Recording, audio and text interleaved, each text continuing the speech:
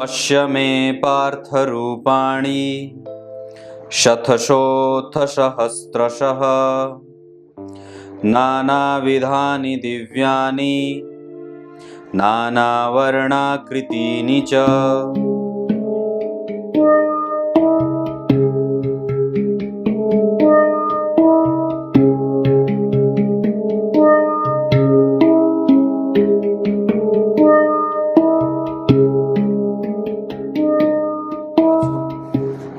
नमस्कार, एक बार फिर से उपस्थित हूं आप सबके सामने। गुरुवार के कार्यक्रम में वृषभ लग्न के जातकों के लिए कौन सा रत्न सबसे ज्यादा लाभदायक होगा, आज की चर्चा इसी बात पे केंद्रित होगी। शुरू करते हैं आज का कार्यक्रम। कहीं नहीं जाना है, बिल्कुल बन के रहिएगा। कार्यक्रम के आरंभ में बोले गए गीता जी के श्लोक का अर्थ बताने वाला हूं और आप सभी लोगों से एक बात और भी कहने वाला हूं कि अगर आप हमारे यहाँ फोन कर रहे हैं और अगर आपने हमारे यहाँ अपॉइंटमेंट ली है, अगर विलंब हो रहा है तो घबराइएगा मत, क्योंकि निस्संदेह वक्त देता हूं, इसीलिए वक्त देता भी पड़ता है। क्योंकि वक्त अगर एक कुंडली पे बढ़िया दूंगा तो निश्चित रूप से कम कुंडलियां देख पाऊंगा, और कम कुंडलियां देखूंगा तो निस्संदेह बात भी अच्छे से होगी। तो इस आधार पर ही काम करना चाहिए, और मुझे लगता है कि ज़्यादा कुंडली देखने से ज़्यादा बेहतर है कि एक ही कुंडली को ज़्यादा अच्छे तरीके से देखा जाए, उस पर वक्त दिया जाए। शुरू करते हैं आज का कार्यक्रम। आपको यहीं पे मैं बता दूं, वृषभ लग्न मैंने यहाँ बनाया है, और अगर आपकी कुंडली में भी यहाँ पे 2 नंबर लिखा हो तो आपको कौन सा रत्न जो हमेशा आपके लिए लाभदायक हो जाएगा। तो वैसे तो मूलतया केंद्र के और त्रिकोण में से ऐसे यहाँ पे वृषभ लग्न की कुंडली स्थिर लग्न की कुंडली होती है। स्थिरता से जीवन में व्यक्ति लक्ष्य को प्राप्त करता है। वो कभी भी बैठना मुनासिब उसे नहीं होता है। वो कभी भी बैठ करके खाना नहीं खाना चाहता, मतलब बैठ करके खाता नहीं है। वो उद्यमी होता है, मेहनती होता है और अपने लक्ष्य को पाने के लिए हमेशा ही प्रयासरत रहता है। चाहे जितनी भी अवस्था हो जाए, वो कभी भी किसी भी अवस्था में अपने आप को कमजोर नहीं समझता। बुद्धिशाली होता है, पर बुद्धिशाली होने से ज्यादा मेहनती भी होता है। उसके पंख कभी भी कमजोर नहीं पड़ते और उसके पांव कभी भी थकते नहीं हैं ऊंचाई पे चढ़ने से। जब तक उसके एक लक्ष्य अच्छे तरीके से वो पा नहीं लेता है, तब तक अगले लक्ष्य का चयन नहीं करता। स्थिरता उसके जीवन का लक्ष्य होता है। वो धीरे धीरे स्थिर होना चाहता है और अपने आप को मजबूत करता रहता है। व्यवसायिक वर्ण का होता है, इस वजह से वृषभ मतलब बैल, और इसका सीधा सा अर्थ ये होता है कि बहुत ज्यादा ऊंचा नहीं और बहुत ज्यादा नीचा नहीं, मतलब मध्यम कद का ये एक ऐसा प्राणी, एक ऐसा व्यक्ति जो निसंदेह इस बात के लिए किंचित मात्र जाना जाता है कि वो स्थिर होकर के काम करेगा। उसके लक्ष्य वेदन की शक्ति बड़ी ही अद्भुत होती है। स्वार्थी तो होता ही है, साथ ही साथ समझदार भी होता है। कब किस चाल को चलने की आवश्यकता है, इसे बहुत अच्छे तरीके से पता है।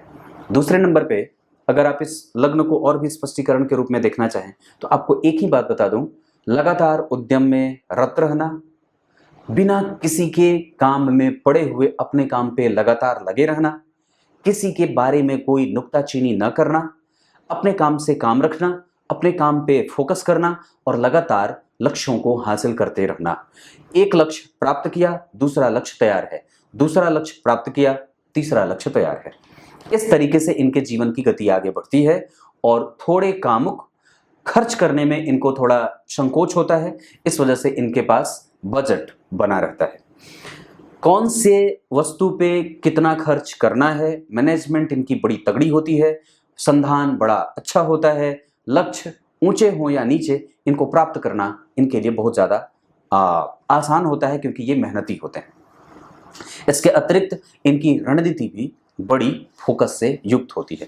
अब मैं आपको इनकी कुंडली में, जैसे वृषभ लग्न के जो जातक होते हैं, उनके लिए कौन सा रत्न ज्यादा बेहतर होगा। जब आप इस बात पे विचार करते हैं तो आपको कोई भी रत्न, चूंकि रत्न में लगता है पैसा, और जब आप कोई भी रत्न खरीदने चल रहे हैं तो निस्संदेह उसकी गुणवत्ता से ज्यादा उतनी ही महत्ता इस बात की होगी कि वो आपके लिए कितना लाभदायक है। और कोई भी रत्न ऐसे यूं ही नहीं खरीदने चाहिए जब तक कि आपको आपकी कुंडली सभी प्रकार से ये ना बता दे कि हाँ तुम मुझे धारण कर सकते हो। एक बात और भी बताऊं कि अगर जब भी कोई भी रत्न धारण करने चलते हो तो आपको अपनी लग्न कुंडली, नवांश कुंडली, दशमांश कुंडली, भाग्य की कुंडली और उसके साथ साथ सप्तम अंश की, वो रत्न आपके संतान के लिए कैसा है, वो रत्न आपके दाम्पत्य जीवन के लिए कैसा है, वो रत्न आपके कर्म क्षेत्र के लिए कैसा है, वो रत्न आपके जो है वो पूजा पाठ, ध्यान, धर्म धारणा आदि इन सब चीजों के लिए कैसा है, कहीं वो आपके सुखों में बाधाएं तो उपस्थित नहीं करने वाला है। इन सब चीजों का अवलोकन और अध्ययन आवश्यक होगा।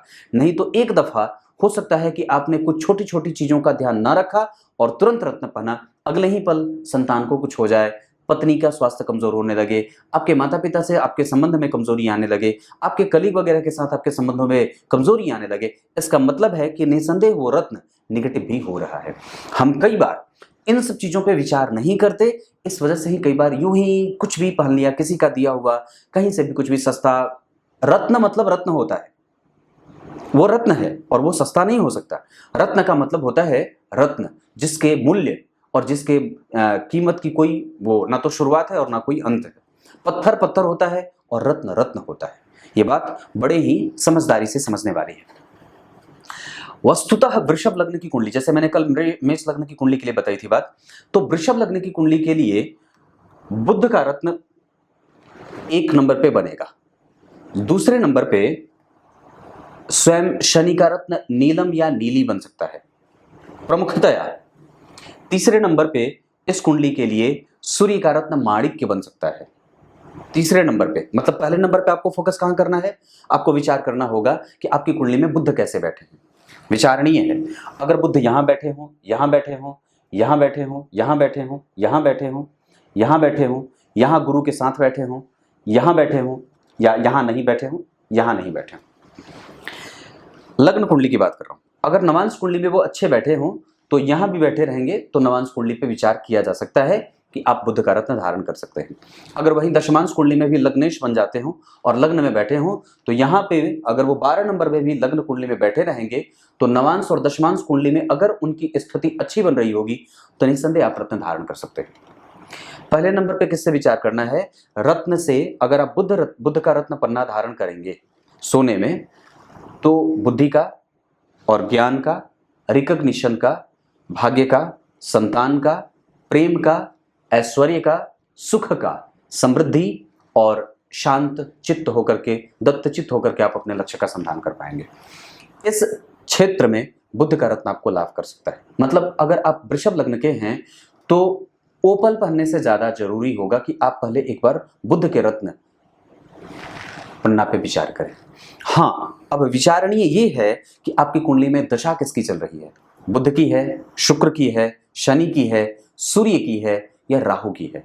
राहु की अगर दशा चलेगी तो उसके अतिरिक्त आपको लाजवर्त पे भी विचार कर लेना चाहिए।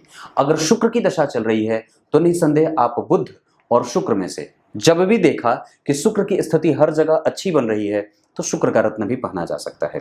उसके अतिरिक्त जब आपने देखा कि शुक्र की दशा चल रही है तो बुध का रत्न भी आप आसानी से धारण कर सकते हैं अगर बुध अच्छी स्थिति में हर जगह बैठे हो तो। पर प्रमुखतया पहले हमें बुध के रत्न के बारे में विचार करना चाहिए।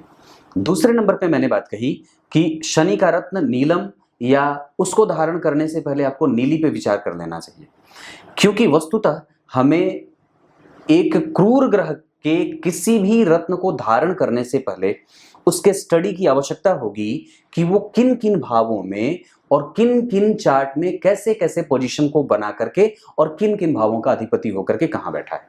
अगर आप ये अध्ययन नहीं करेंगे तो निस्संदेह हो सकता है कि थोड़ी बहुत परेशानी भी आपके साथ घुल मिल जाए।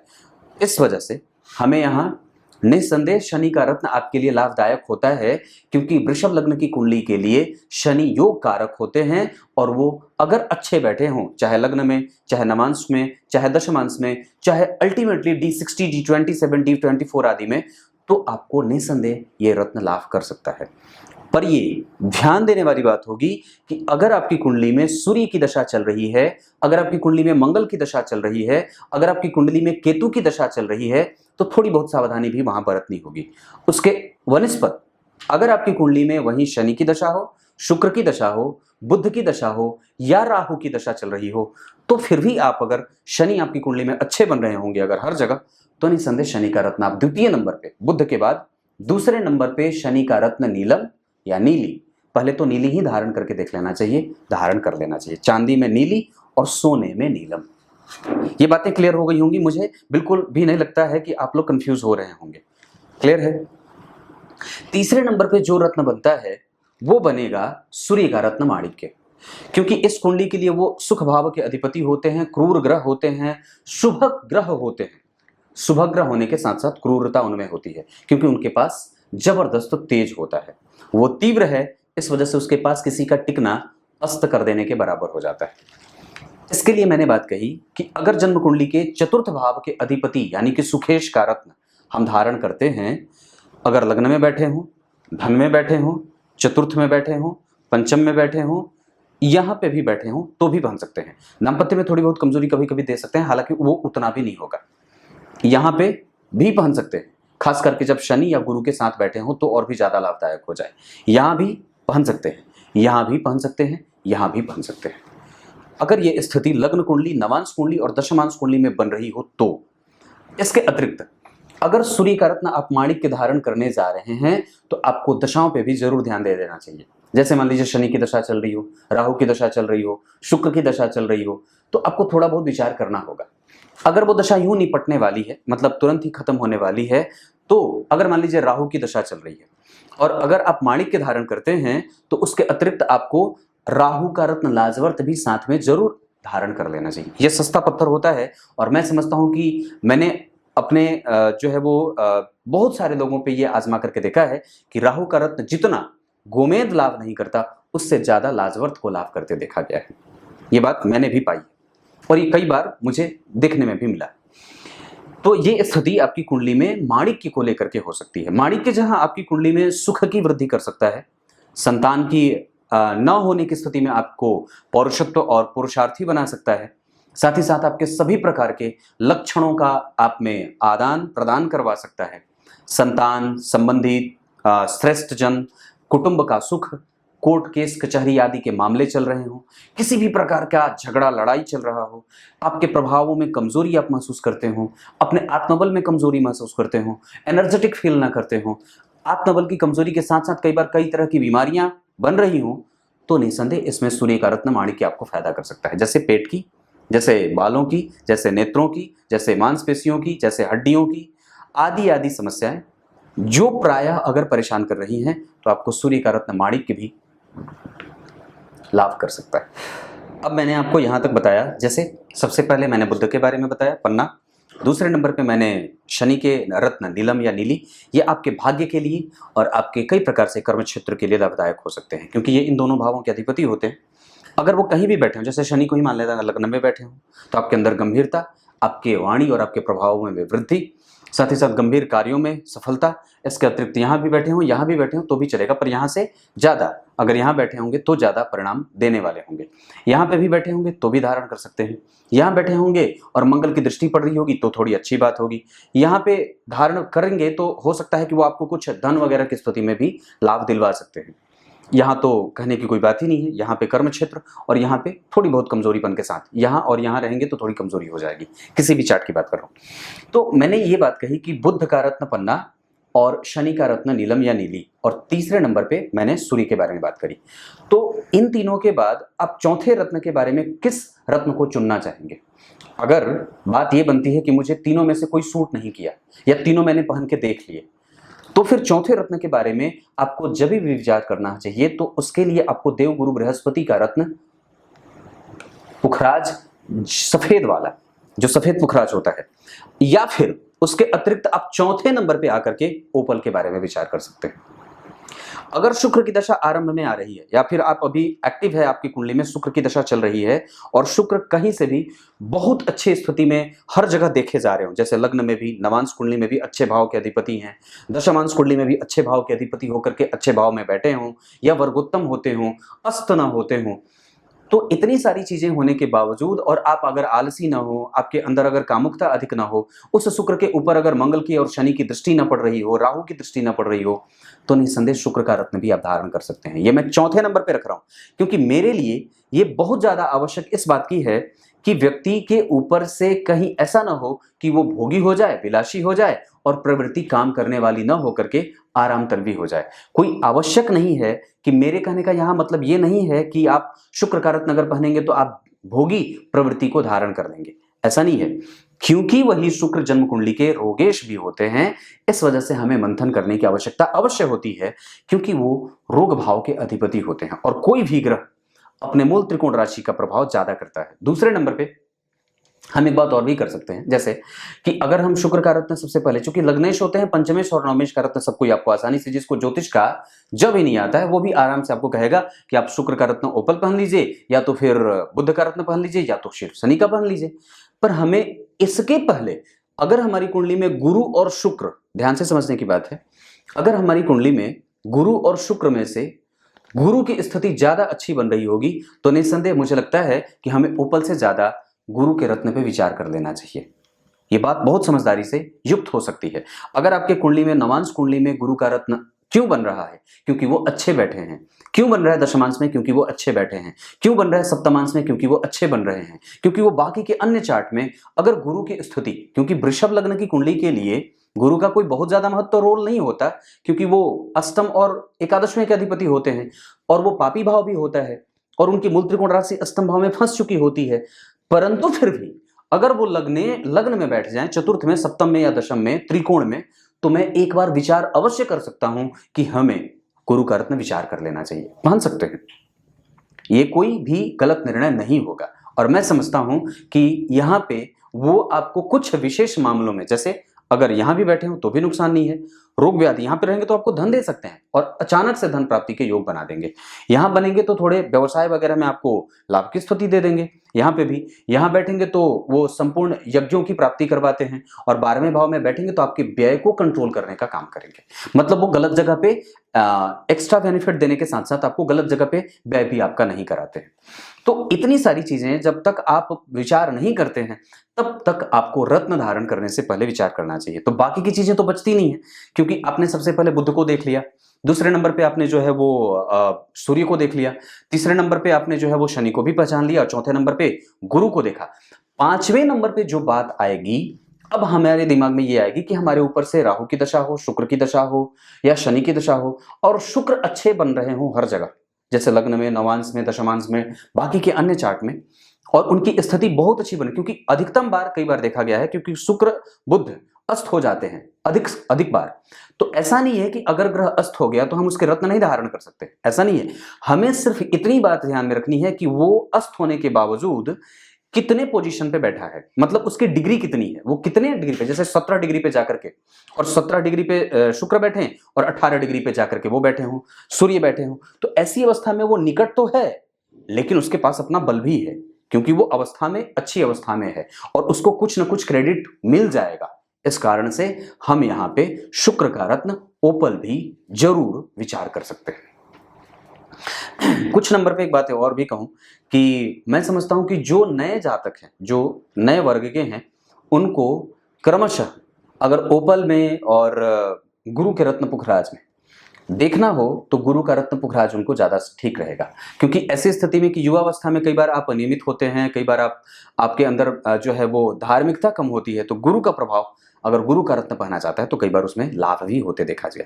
ये बात भी मैंने सामने से देखी है। तो इतनी सारी चीजें मैंने आपको बताई, जहां पे मैंने आपको 3 से 4 रत्न के बारे में विचार करने के लिए कहा है, जिसमें कभी भी आप कोई भी रत्न खरीदने जाएं तो सबसे पहले उसके क्वालिटी पे निर्भर करती है बात कि वो किस तरह का है, उसको कैसे जांचने की क्या स्थिति है, उसको जरूर देख लेना चाहिए। जैसे मैंने किसी को कहा था कि आप नीलम धारण करिए, तो उन्होंने अगले ही दिन, बड़े धनाढ्य थे वो, तो उन्होंने तुरंत ही 5,70,000 का नीलम खरीद लिया था। और जब वापस वो चेक कराने गए तो वहां पे उसको उससे ऊंची कीमत वो चेक करने वाले लोग दे रहे थे, वहां पे कुछ लोग, कि अभी आप इसे बेच दो, मैं इसे तुरंत इतनी कीमत दे दूंगा। तो ऐसी स्थितियां होती हैं जहां पे अगर वो रत्न है तो वाकई वो बहुत ज्यादा मायने रखता है और उसकी कीमत भी मायने रखती है। अब आइए आपको गीता जी के श्लोक का अर्थ बता देता हूँ। गीता जी के 11वें अध्याय के 5वें श्लोक में भगवान ने अर्जुन को अपने विशाल स्वरूप का दर्शन कराया है। एक बात बताता हूं, जब आप कल्पना करेंगे ना उस विशाल स्वरूप की, तो आपको पता नहीं चलेगा कि दरअसल वो कितनी, मतलब प्रभाव वाली बात है। मेरे तो रोंगटे खड़े हो गए कि जिसके आपके सामने एक ऐसा परम पुरुष खड़ा है जो समस्त जीवों का आधार है, जिसके एक सहस्त्र भुजाओं का वो मालिक है, करोड़ों भुजाएं जिनके सामने यूं फड़फड़ा के भुजाएं फैला करके, जिनके कितने पैर, कितने नेत्र, जो विशाल है, विशाल नेत्र, विशाल भुजाएं, विशाल लंबे लंबे बाल, लंबी जटा का मालिक, और भुजाओं का इतना तेज प्रवाह कि सोचो कि कितने समुद्र स्वयं वहां समा जाते हैं। उनकी जिह्वा यूं लपलपाती, यूं कट कट कट कट करते दांत, और तीव्र भुजाओं के मालिक इतने अनंत सागर जिसमें समा जाए। और आप सोच के देखो, भगवान ने उनको अपना दिव्य स्वरूप का दर्शन ऐसा कराया है जहां पे अर्जुन देख करके ही डर जाते हैं कि अरे, जो व्यक्ति मेरे सामने मेरा रथ जो हाँक रहा था वो इतना बड़ा भी हो सकता है क्या? वो इतना बड़ा भी हो सकता है जिसकी इतनी भुजाएं हैं। मैं तो इसको दो भुजाओं का सिर्फ एक ग्वाला समझ रहा था, वो सिर्फ मेरा एक सारथी बन के बैठा था, जो तो इतनी भुजाओं का मालिक है, इतनी भुजाओं का मालिक है, जिसके अंदर तो कितने ही ब्रह्मांड समा जाएं, जिसके अंदर कितने ही ब्रह्मांड समा जाएं, जिसके अंदर नदियां दिख रही हैं, समुद्र, पहाड़, झील, झरने, मगरमच्छ, सर्प, एक से एक से सारे के सारे जीव दिख रहे थे।